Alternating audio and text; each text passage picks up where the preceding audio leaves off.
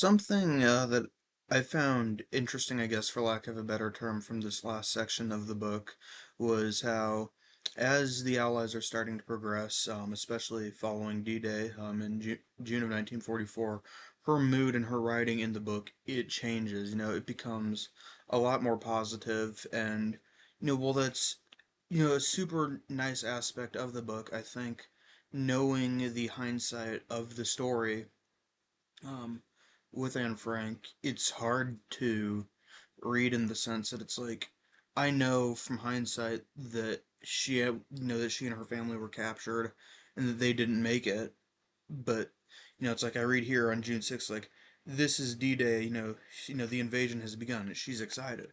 I turn the following page, and it's June 9th. It's like great news of the invasion. The Allies have captured, a village on the coast of France.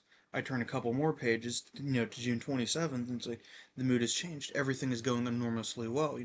Cherbourg, Witzbisk, and Zlobin have all fallen today. It's like it's so hard to comprehend because it's like as a third party, because like again, she is so happy about all this, and rightfully so. If I was in her position, I would be too.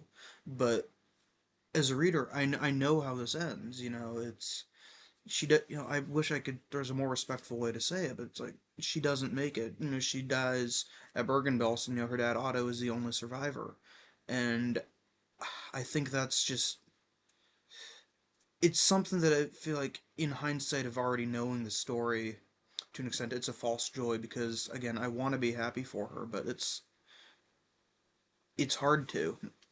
And I think the other interesting thing about that then is the book itself. It ends on so scarily fitting line of just if only there were no other people in the world.